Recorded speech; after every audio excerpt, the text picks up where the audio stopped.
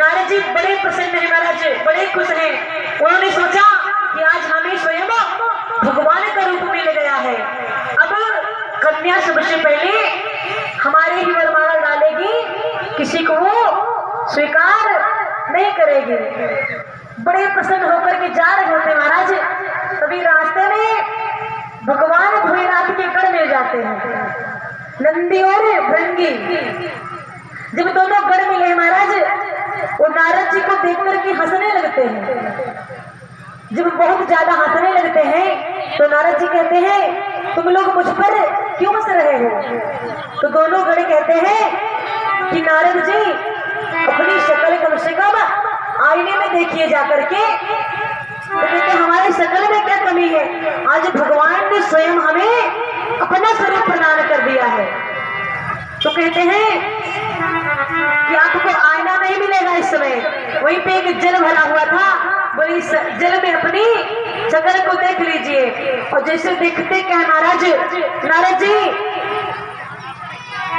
अपने स्वरूप को देखते हैं, उनको क्रोध आ जाता है। मरकट बदन भयंकर देहि, मरकट बदन भयंकर देहि, मरकट बदन भयंकर देहि, मरकट बदन भयंकर देहि, दया क्रोध बाटे,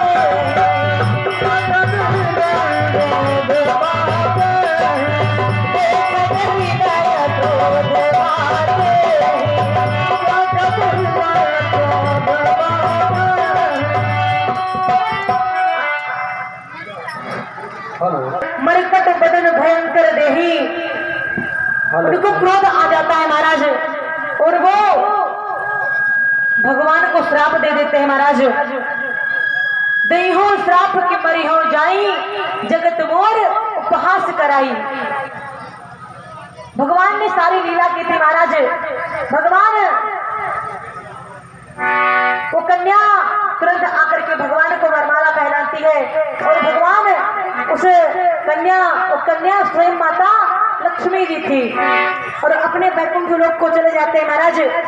और इधर नारद जी भगवान को श्राप देते हैं कि आज आपने हमें बंदर बनाया है, और यही बंदर त्रेता युग में आपकी सहायता करेगा, और आपको एक नारी के विरह में रोना पड़ेगा, बिलखना पड़ेगा, तब जाकर के यही बंदर आपकी सहायता करेगा। और भगवान, सभी को पता है कथा, भगवान त्रेता युग में अवतार लेते हैं, मां सीता का हरण होता है, और हनुमान जी महाराज के माध्यम से ही लंका पहुंचते हनुमान जी महाराज, लंका का दहन करते हैं, इत्यादि बहुत सारी कथाएं महाराज। लेकिन बारिश होने लगी और भगवान का जन्म भी करवाना है। आइए आगे कथा और प्रस्थान करते हैं। प्रेम से बोले अवध बिहारी सरकार की महाराज। त्रेता युग में चक्रवर्ती सम्राट दशरथ जी महाराज रहते थे, जिनके पास बहुत सारी धन दौलत थी, बहुत अधिक संपदा थी महाराज, लेकिन उनके पास कोई संतान नहीं थी महाराज। अवधपुरी रघुकुल मन राय,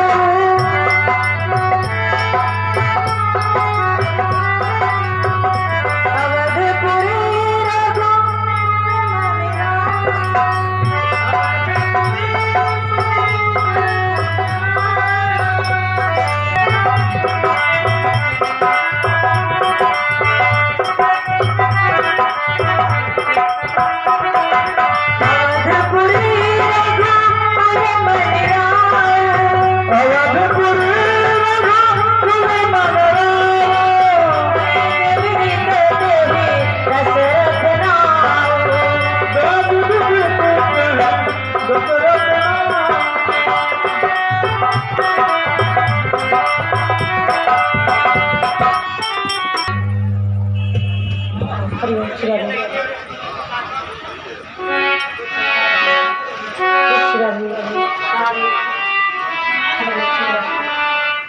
राघवेंद्र सरकार